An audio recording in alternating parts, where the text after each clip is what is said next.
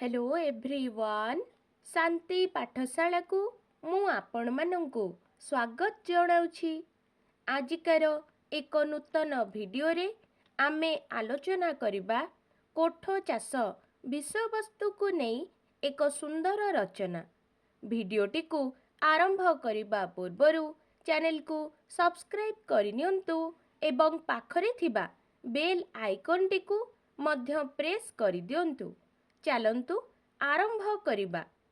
संप्रति भारत वर्षरे खाद्य समस्या जेभली उत्कट रूप धारण करिछि ताहार आशु समाधान चिंता न कले तिल तिल करी नर मांसर भोजी रे ए देश महाश्मशान रे परिणत होइजिब।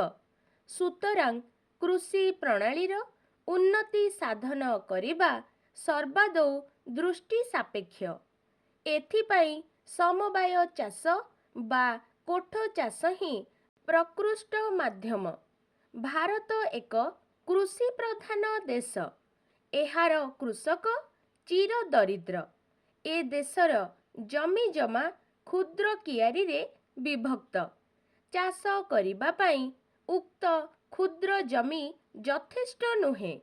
केवल हिडरे जमीर अधिकांश जागा अधिकार करुछि जहा शस्य अमलरे बाधा सृष्टि करे। जदि जमी गुड़िकर हिड उठाई दिया जाई समष्टिगत भावे चाष कार्य साधन करा जाए तेबे उत्पादन क्षमता वृद्धि पाइब एवं खाद्य समस्या सुधुरी जीव। कृषकर मध्य आर्थिक समस्या समाधान होई पारिब। आजिर जुग विज्ञानर जुग। विज्ञानर आशीर्वाद रे आजिर मनीष सभ्य और शिक्षित। कृषि क्षेत्र रे एहार सहायता अविस्मरणीय। आजि वैज्ञानिक प्रणाली रे चाष करिबा पाई ट्रैक्टर भली बहु उन्नत धरणर यंत्रपाति उद्भावित हेलाणी। अतएव छोट कियारी गुड़िकु भांगी बड़ कियारी रे ताहाकु परिणत करी ट्रैक्टर साहाय्य रे जमी चाष कले अधिक शस्य उत्पादित होई पारिब। एथिपाई सरकार चकबंदी माध्यम रे प्रति ग्रामर चाष जमी को एकाठी करी केतेक बड़ चकरे परिणत करुछंती। भारतीय कृषक नितांत गरीब।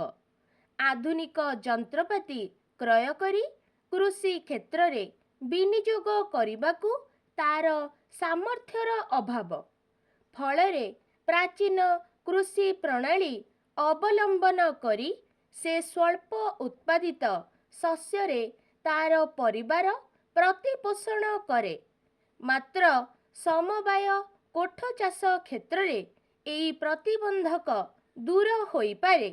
समवाय माध्यम रे प्रत्येक कृषकंक ठारू पांठी संग्रह करी कृषि उपकरण बिहन सार आदि क्रय कराजिब। फलरे चाषींकु ताहा बाधिब नाही एवं उत्पादन अधिक हेब। तद्वारा कृषक मध्य अधिक लाभवान हेब। बेले बेले धोई मरुड़ी रे फसल नष्ट होई जाए। एहा द्वारा कृषकर मेरुहाड़ भांगी जाए। मात्र समवाय चाष प्रणाली अवलंबन कले एहार क्षति सामान्य भली लागिब। सेहिपरि जलसेचन निमित्त उद्यम यथेष्ट सहायक होई पारिब। देशर खाद्य समस्या सुधारिबारे समवाय चाष बा कोठो चाषर भूमिका एथिपाई गुरुत्वपूर्ण मने हुए। समवाय चाषर उद्देश्य अत्यंत महत्। एणु व्यक्तिगत स्वार्थर ऊर्ध्वरे रही एक मन एक प्राणरे कोठो चाष कार्यकु सफल रूपायन प्रदान करागले अविलंबे ए देश शस्यरे हसी उठिब। ଏକ ଶସ୍ୟଶାଳୀ ସମୃଦ୍ଧ ଦେଶରେ ପରିଣତ ହୋଇପାରିବ। କୃଷକ ବର୍ଷକରେ ଏକାଧିକ ଫସଲ ଉତ୍ପାଦନ କରିବା ସଙ୍ଗେ ସଙ୍ଗେ ଖାଦ୍ୟ ସମସ୍ୟା ସମାଧାନ କ୍ଷେତ୍ରରେ ଅଗ୍ରଣୀ ଭୂମିକା ଗ୍ରହଣ କରିପାରିବ। ଆଜିକାର ଭିଡ଼ିଓଟି ଆପଣଙ୍କୁ କିପରି ଲାଗିଛି କମେଣ୍ଟ ମାଧ୍ୟମରେ ନିଶ୍ଚୟ ଜଣାଇବେ ଏବଂ ଲାଇକ୍, ସେୟାର, ସବସ୍କ୍ରାଇବ୍ କରିବାକୁ ଜମାରୁ ଭୁଲିବେନି। ଧନ୍ୟବାଦ।